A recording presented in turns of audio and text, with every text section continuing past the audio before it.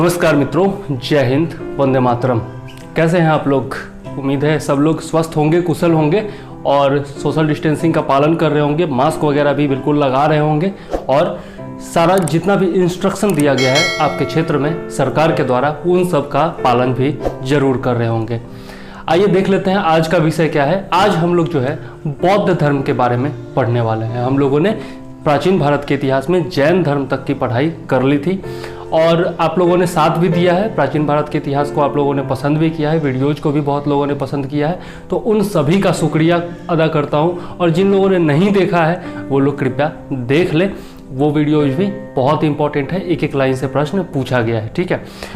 उसी तरह से आपका बौद्ध धर्म भी जो होगा वो 2 भागों में बटा होगा। प्रथम भाग में इस वीडियो में हम लोग पढ़ने वाले हैं बौद्ध धर्म के बारे में, मतलब कि महात्मा बुद्ध के बारे में, उनके जीवन काल के बारे में और कुछ प्रमुख बौद्ध साहित्यों के बारे में, ठीक है। तो आइए शुरू करते हैं अपना विषय और मैं चंद्रवर्धन आपका स्वागत करता हूं अध्ययन इन्फोटेनमेंट।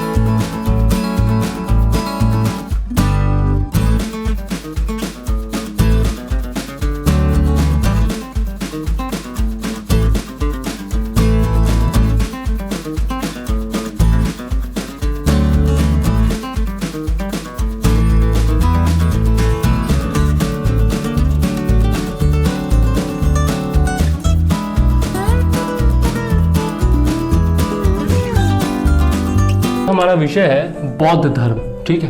तो बौद्ध धर्म के बारे में हम लोग जानते हैं कि इसके संस्थापक कौन थे? महात्मा बुद्ध थे, जिनको गौतम बुद्ध भी कहा जाता है, ठीक है।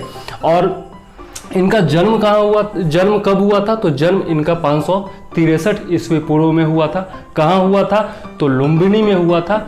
कहाँ? नेपाल तराई में लुम्बिनी नामक जगह में, जो कि आपका कपिल वस्तु के नज़दीक है, ठीक है। तो यह याद रखिएगा, एक एक पॉइंट से क्वेश्चन पूछा गया है। इनके बचपन का नाम जो था वह सिद्धार्थ था, ठीक है, और गोत्र जो था वह गौतम था, ठीक है। दोनों पूछा जा चुका है, दोनों याद रखिएगा। आगे इनके पिता का नाम देख लेते हैं। तो पिता का नाम था शुद्धोधन, शुद्धोधन, जो कि कपिल वस्तु के शाक्यगण के प्रधान थे, ठीक। तो यह भी याद रखिएगा। आगे देख लेते हैं बुद्ध के माता के बारे में। तो माता का नाम था महामाया, जो कि कोलीय गणराज्य की कन्या थी, ठीक है। कोलीय गणराज्य की कन्या थी, नाम था महामाया, ठीक है। और बुद्ध के जन्म के जो है 7वें दिन ही इनके माँ की मृत्यु हो गई थी। इसी कारण से इनका पालन पोषण जो है वह इनकी मौसी महाप्रजापति गौतमी ने किया था। तो यह भी इंपॉर्टेंट पॉइंट है, याद रखिएगा। आगे देख लेते हैं बुद्ध के विवाह के बारे में। तो 16 वर्ष की अवस्था में इनका विवाह कर दिया गया था। और किनसे हुआ था? तो इनकी पत्नी का नाम था यशोधरा, जो कि शाक्य कुल की थी, ठीक है। आगे देख लेते हैं। तो इनसे जो है एक पुत्र भी हुआ था जिसका नाम था राहुल, और राहुल का अर्थ होता है बंधन, ठीक है। आगे देख लेते हैं। तो जब इनके बचपन में ही जो है 2 मुनियों ने, जो 2 सन्यासियों ने भविष्यवाणी की थी कि या तो यह जो है चक्रवर्ती राजा बनेगा या फिर सन्यासी बनेगा, ठीक है।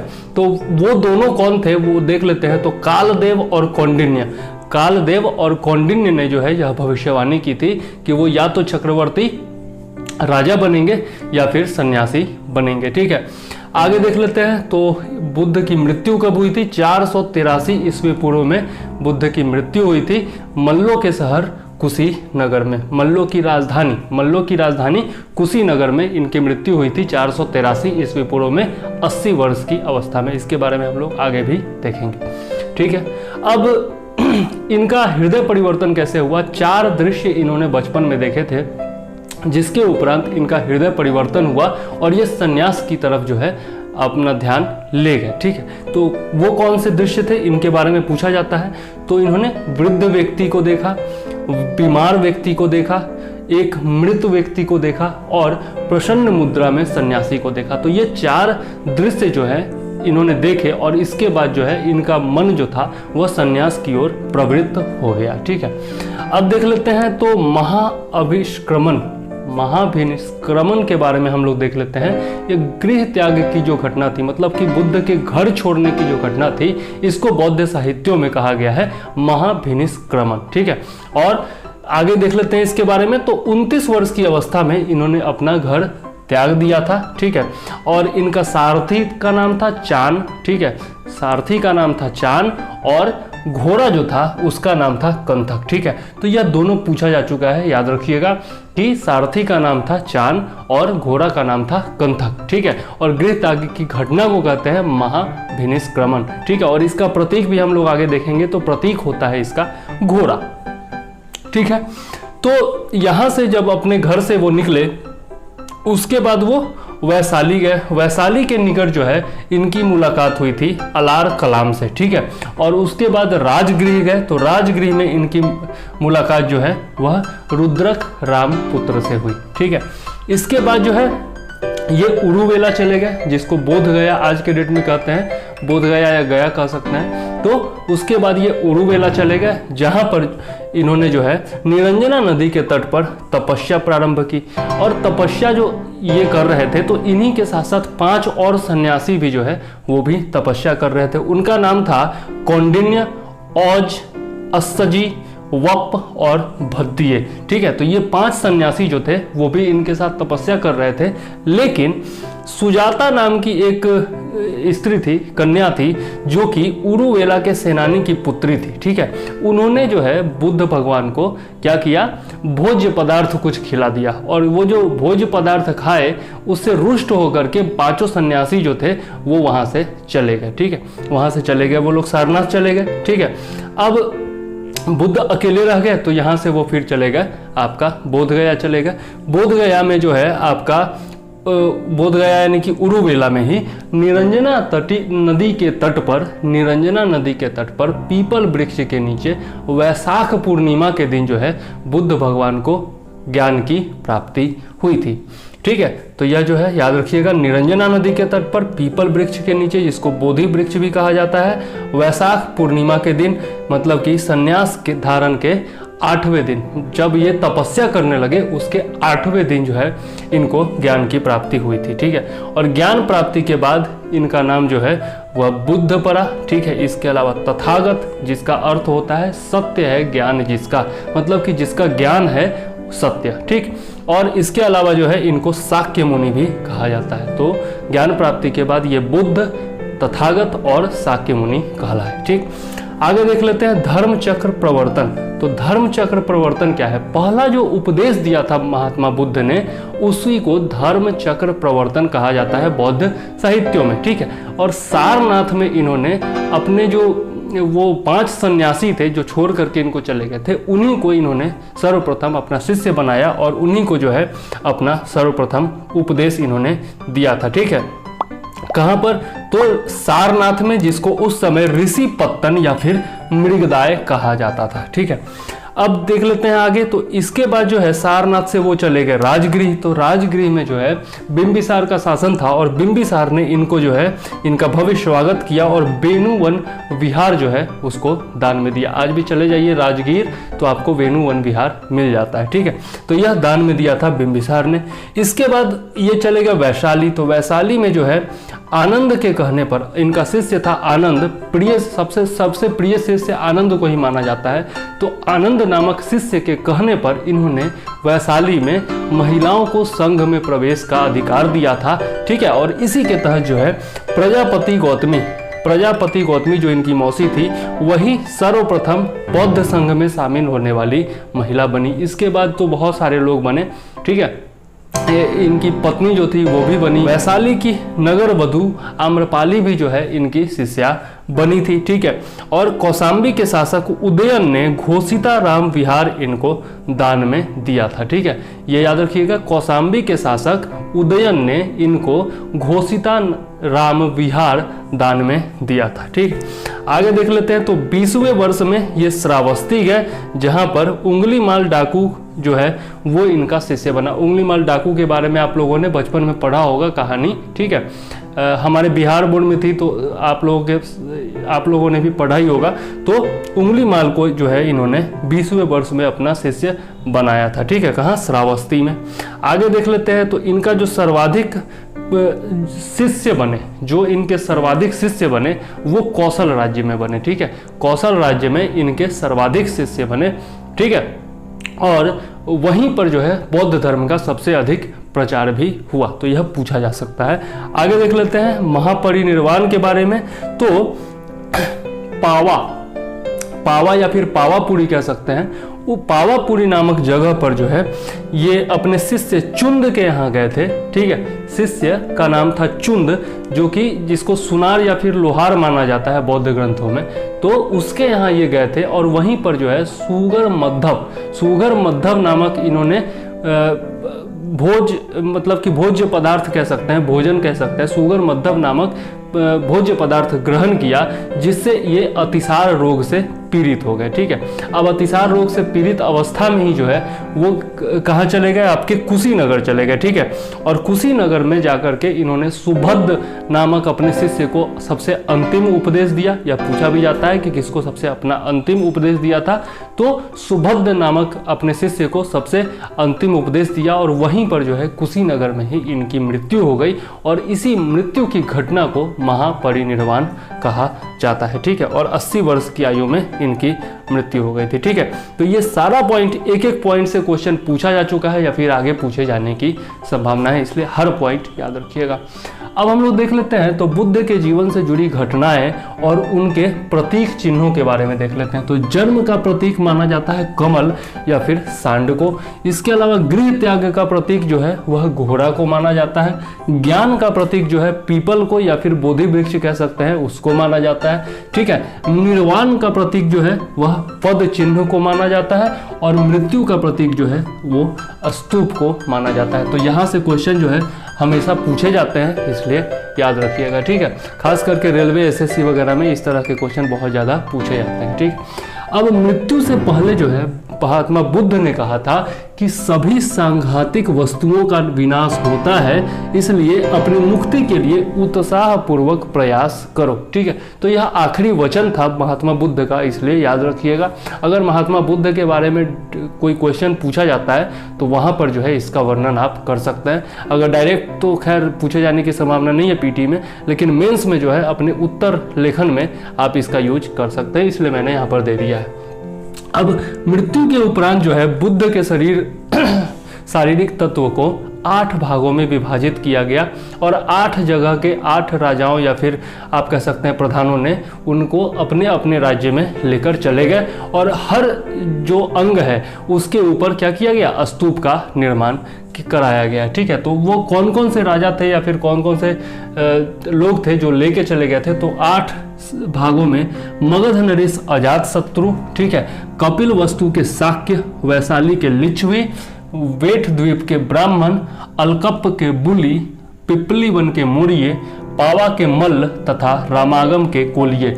ये 8 लोग जो है, 8 प्रकार के लोग जो है 8 भागों में इनको बांट करके ले गए थे, इनके शरीर का अंग। ठीक है, आगे देख लेते हैं अब हम लोग बौद्ध साहित्य के बारे में। ठीक है, तो बौद्ध साहित्य जो है वो आपका पाली भाषा में अधिकतर लिखा गया था। बाद में संस्कृत का भी उपयोग जो है बौद्ध साहित्यों की रचना में होने लगा, बौद्ध धर्म में होने लगा, संस्कृत भाषा को भी अपना लिया गया था।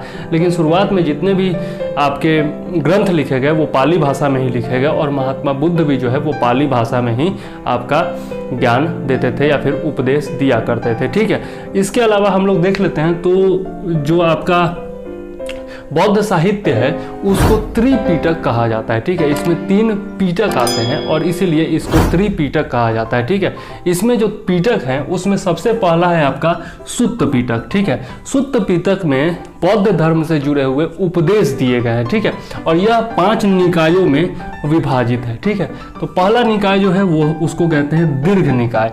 इसमें बुद्ध भगवान के लंबे लंबे उपदेश जो है उनका संकलन है, और बुद्ध घोष ने दीर्घ निकाय पर 2 टीका लिखा है। उसका नाम है सुमंगल वासनी और सामंत पासादिका, सुमंगल वासनी और सामंत पासादिका, जो कि आपका बुद्ध घोष का टीका है। किसके ऊपर, दीर्घ निकाय के ऊपर। नेक्स्ट देख लेते हैं मध्यम निकाय। तो यह जो है छोटे छोटे उपदेशों का संग्रह है, किसका, बुद्ध भगवान का। आगे देख लेते हैं संयुक्त निकाय। तो इसमें जो है बुद्ध भगवान द्वारा की गई संक्षिप्त घोषणाओं का संग्रह है यह। ठीक है, और इसमें जो है धर्म चक्र प्रवर्तन सूत्र भी दिया हुआ है। इसको संयुक्त निकाय को धर्म चक्र प्रवर्तन सूत्र भी कहा जाता है, ठीक है। और इसी में जो है आपका मध्यम प्रतिपदा और अष्टांगिक मार्गों का जिक्र है। मध्यम प्रतिपदा के बारे में भी हम लोग पढ़ेंगे, इसको मध्यम मार्ग कहा जाता है। और आपका अष्टांगिक मार्ग जो है इसके बारे में भी हम लोग नेक्स्ट वीडियो में पढ़ेंगे, जब हम लोग बौद्ध धर्म के सिद्धांत, उनके दर्शन और उनके आपका ज्ञान के बारे में पढ़ेंगे, ठीक है। तो यहाँ पर यही याद रखिएगा कि संयुक्त निकाय जो है उसी में आपका मध्यम प्रतिपदा और अष्टांगिक मार्ग का जिक्र है, और इसी को जो है धर्म चक्र प्रवर्तन सूत्र भी कहा जाता है, ठीक है। नेक्स्ट निकाय जो है वह कहलाता है अंगुत्तर निकाय, ठीक है। और इसमें जो है संक्षिप्त कथनों का जिक्र है, ठीक है, जो कि 2000 से अधिक है संख्या में, मतलब कि 2000 से अधिक संक्षिप्त कथनों का जो है इसमें संकलन है, किसमें? अंगुत्तर निकाय में। और इसी में जो है आपका 16 महाजनपदों का भी उल्लेख मिलता है, ठीक है। तो यह बहुत ही इंपॉर्टेंट क्वेश्चन हो जाता है कि 16 महाजनपदों का उल्लेख जो है वो कहाँ मिलता है, किस बौद्ध साहित्य में मिलता है? तो आपका अंगुत्तर निकाय में मिलता है, ठीक है। आगे देख लेते हैं। तो लास्ट है खुद्दक निकाय। खुद्दक निकाय में जो है बहुत सारे ग्रंथ का यह संकलन है, ठीक है। और इसमें क्या क्या आता है? तो खुद्दक पाठ आता है, धम्मपद आता है, उदान आता है, सुत्त निपात, विमानवत्थु, पत्तवत्थु, थेरी गाथा, जातक इत्यादि ग्रंथ जो हैं इसमें शामिल किए गए हैं, जिसमें जातक जो है वह बुद्ध भगवान के पूर्व जन्म की कहानियों का संग्रह है, ठीक है। तो जातक के बारे में हम लोग आगे देखेंगे। अब हम लोग चलते हैं विनय पिटक के बारे में। दूसरा जो पिटक है उसका नाम है विनय पिटक, ठीक है। और यह जो है इसमें संघ एवं दैनिक जीवन संबंधी आचार व्यवहार, विचार और नियम इत्यादि का यह संग्रह है, ठीक है। और यह भी जो है 4 भागों में बटा हुआ है। पहला भाग जो है उसको कहते हैं पातिमुख, पातिमुख कहते हैं या फिर प्रतिमोक्ष कहते हैं, ठीक है। और इसमें क्या दिया हुआ है? तो अनुशासन संबंधी विधि निषेध के बारे में, और अगर अनुशासन टूट जाता है तो उसके लिए क्या क्या प्रायश्चित है इसके बारे में इसमें दिया हुआ है आपका प्रतिमोक्ष में, ठीक है। नेक्स्ट जो भाग है वह है सुत्त विभंग, उसका नाम है सुत्त विभंग, और यह जो है प्रतिमोक्ष पर आपका भाष्य है, ठीक है।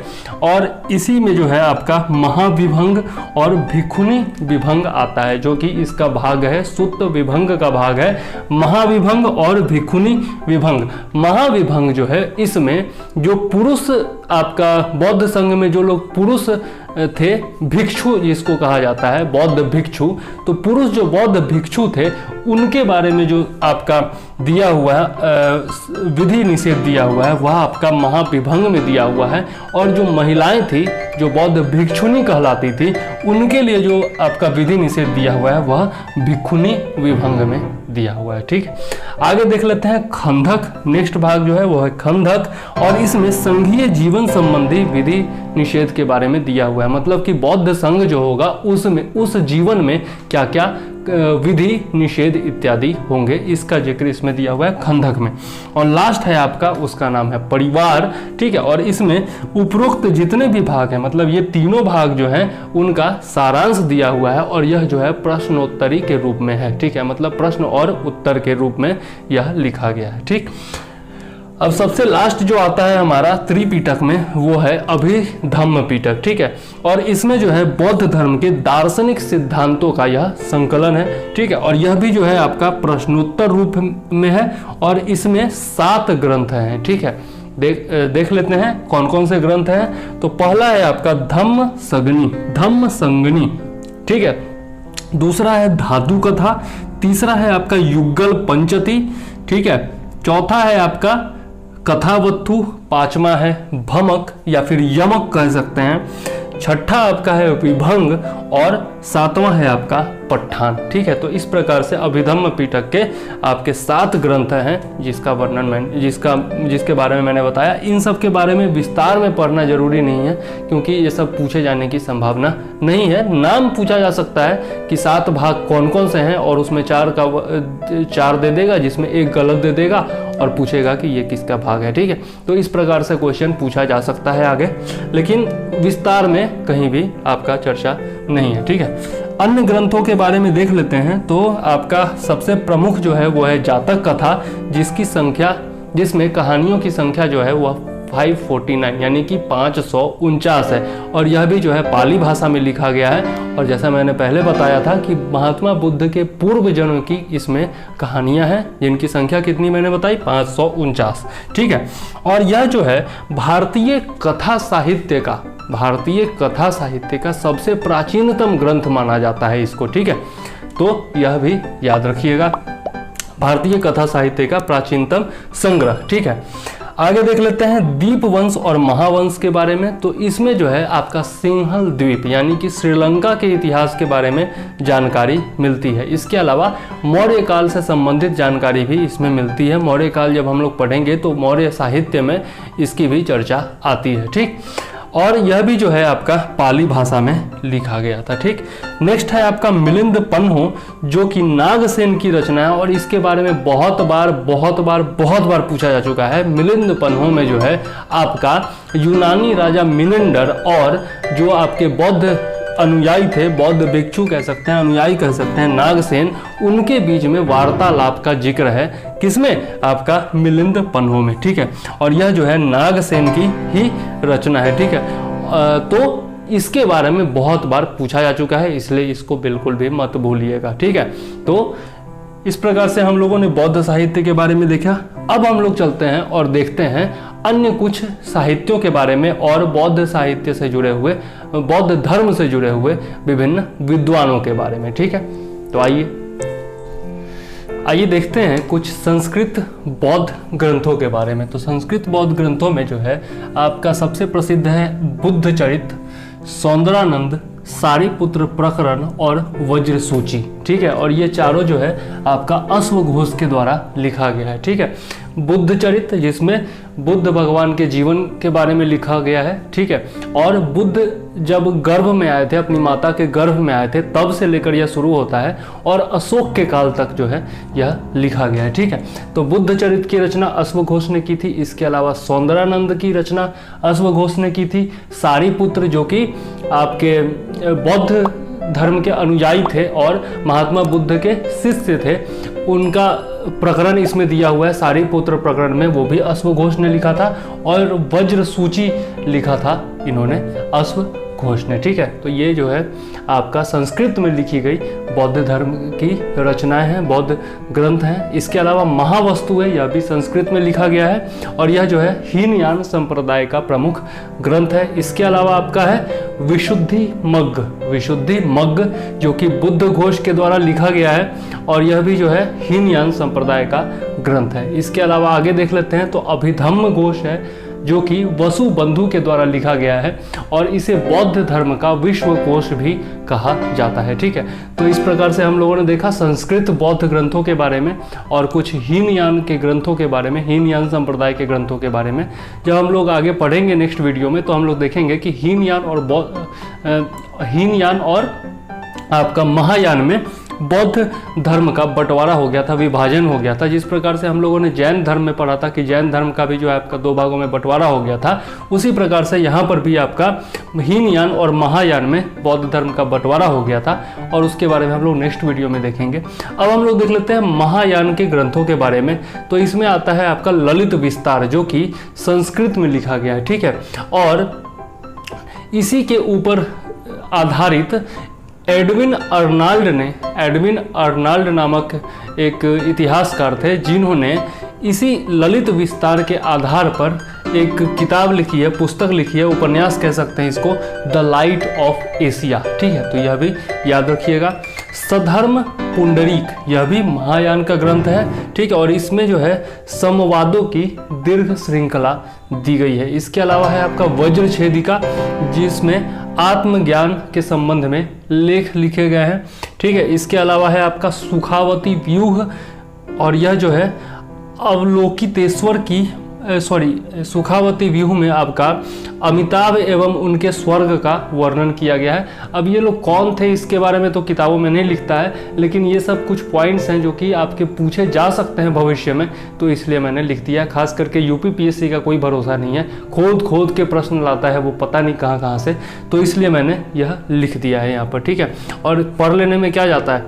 आगे देख लेते हैं कुरंड व्यूह के बारे में। तो कुरंड व्यूह भी जो है महायान का ग्रंथ है और इसमें जो है आपका अवलोकितेश्वर की महानता के बारे में दिया हुआ है। ठीक है, इसके अलावा आपका आता है अष्ट सहस्त्रिक प्रज्ञापारमिता, जो कि बोधिसत्व की आध्यात्मिक पूर्णताओं का इसमें वर्णन किया गया है। और ये सब जो है महायान के प्रमुख ग्रंथ हैं। ठीक है, तो इसमें पूछा जा सकता है कि 4 मान लिया इसमें से दे देगा और 4 ग्रंथों का नाम दे देगा और पूछेगा कि इनमें से हीनयान संप्रदाय का ग्रंथ कौन है, इनमें से महायान संप्रदाय का कौन सा ग्रंथ है। ठीक है, तो वहाँ पर आपको मैच करने के लिए दे सकता है या फिर इस तरह से क्वेश्चन पूछ सकता है कि एक आप जो है छांट के लिखिए। ठीक है, तो इस प्रकार का क्वेश्चन पूछा जा सकता है, इसलिए याद रखिएगा। ठीक है, एक बार नाम जरूर याद रखिएगा कि कौन सा हीनयान का है, कौन सा महायान का है। ठीक है, अब हम लोग देख लेते हैं बौद्ध धर्म के प्रसिद्ध विद्वानों एवं दार्शनिकों के बारे में। तो 200 से 700 ईसा पूर्व तक जो है बहुत सारे आपके बौद्ध विद्वानों का जो है आगमन हुआ, यानी कि बौद्ध विद्वानों का जन्म हुआ और उन्होंने विभिन्न प्रकार के अनेक आपके ग्रंथ लिखे हैं। तो उनमें प्रसिद्ध थे, सबसे प्रसिद्ध तो आपके अश्वघोष थे। ठीक है, जो कि कनिष्क के समकालीन थे, प्रसिद्ध कवि थे, नाटककार थे, संगीतकार थे, विद्वान थे और तर्कशास्त्री थे। और इनकी रचनाओं के बारे में हम लोग यहाँ पर देख चुके हैं। बुद्धचरित, सौंदरानंद, सारिपुत्र प्रकरण और वज्रसूची, ये जो है इनकी प्रसिद्ध रचनाएं हैं। ठीक है, आगे देख लेते हैं नागार्जुन के बारे में। तो इनका जो है नाम बिल्कुल ही याद रखिएगा। ठीक है, नागार्जुन जो थे वो आंध्र के सातवाहन राजा यज्ञ श्री गौतमी पुत्र के मित्र थे। ठीक है, और ये जो थे शून्यवाद के प्रतिपादक थे, यह बिल्कुल याद रखिएगा। शून्यवाद के प्रतिपादक कौन थे? तो नागार्जुन थे। और माध्यमिक विचारधारा जो है इसमें दी गई है, मतलब कि शून्यवाद जो है वो माध्यमिक विचारधारा के पर आधारित है। ठीक, आगे देख लेते हैं असंग के बारे में। नागार्जुन के बारे में हम लोग सातवाहन वंश के टाइम में और भी ज़्यादा डिटेल में पढ़ेंगे। ठीक है, अब देख लेते हैं असंग के बारे में। तो असंग जो है वो मैत्रेय नाथ द्वारा स्थापित योगाचार या फिर विज्ञानवाद संप्रदाय के आचार्य थे और बौद्ध धर्म के प्रसिद्ध विद्वान थे। ठीक है, इसके अलावा वसुबंधु थे, तो जिन्होंने अभिधम्म घोष की रचना की है, जो कि बौद्ध धर्म का विश्वकोश कहलाता है, इसलिए ये भी प्रसिद्ध है। और ये जो है आपके असंग और वसुबंधु, ये दोनों भाई थे और ये पंजाब में रहा करते थे। 1वीं शताब्दी ईस्वी पूर्व के ये दोनों हैं। ठीक है, आगे देख लेते हैं बुद्ध घोष के बारे में। तो बुद्ध घोष जो है वह 5वीं शताब्दी ईस्वी के पाली भाषा के विद्वान थे। ठीक है, और इनका जो प्रसिद्ध ग्रंथ है विशुद्धि मग्ग, वो हम लोग देख चुके हैं पहले। ठीक, आगे देख लेते हैं बुद्ध पालित और भाव विवेक। तो ये दोनों जो है वो 5वीं शताब्दी ईस्वी में नागार्जुन द्वारा प्रतिपादित शून्यवाद के प्रमुख भाष्यकार हैं। ठीक, आगे देख लेते हैं दिंगनाथ। तो दिंगनाथ जो है वो 5वीं शताब्दी ईस्वी के बौद्ध धर्म के तर्क शास्त्र के प्रवर्तक माने जाते हैं। ठीक है, और ये जो है मध्यकालीन न्याय के जनक भी कहे जाते हैं, मध्यकालीन न्याय के जनक कहे जाते हैं दिंगनाथ। ठीक है, इसके अलावा हम लोग धर्म कीर्ति के बारे में देख लेते हैं। तो धर्म कीर्ति जो थे 7वीं शताब्दी के सूक्ष्म दार्शनिक, चिंतक और भाषा विज्ञानी थे। डॉक्टर स्ट्रेच वात्स्की ने इन्हें भारत कांत कहा है। ठीक है, भारत कांत की उपाधि इनको दी है डॉक्टर स्ट्रेच वात्स्की ने। ठीक है, इनकी रचनाएं जो हैं वह परवर्ती बौद्ध धर्म के ज्ञान मीमांसात्मक चिंतन में शीर्षस्थ मानी जाती है। ठीक है, तो इस प्रकार से हम लोगों ने देखा प्रसिद्ध बौद्ध विद्वान एवं दार्शनिकों के बारे में। अब नेक्स्ट वीडियो में जो है हम लोग चलेंगे और देखेंगे बौद्ध धर्म के दर्शनों के बारे में, उनके सिद्धांतों के बारे में और बौद्ध धर्म में जो ज्ञान दिया गया है उसके बारे में। इसके अलावा बौद्ध संगीतियों के बारे में पढ़ेंगे। ठीक है, तीन संगीतियाँ हुई थी, बौद्ध संगीतियों के बारे में पढ़ेंगे। उसके अलावा हीनयान और महायान में विभाजन किस प्रकार से हुआ वो पढ़ेंगे। बौद्ध धर्म का प्रचार कैसे हुआ, प्रसार कैसे हुआ, और बौद्ध धर्म में जो है आपका बौद्ध धर्म की क्षति कैसे हुई, मतलब कि उसका अवसान कैसे हुआ। ठीक है, वो भी हम लोग देखेंगे। ठीक, तो लास्ट में जाते जाते बस इतना कह दूं कि लाइक, शेयर और कमेंट जरूर करते रहिएगा और घंटी दबाना नहीं भूलिएगा। घंटी दबाइएगा ना, तभी जाकर के आपको नोटिफिकेशन मिलने वाला है जो भी मैं वीडियो आगे बनाऊंगा उसका। ठीक है, तो अब मुझे दीजिए इजाज़त। जय हिंद, वंदे मातरम।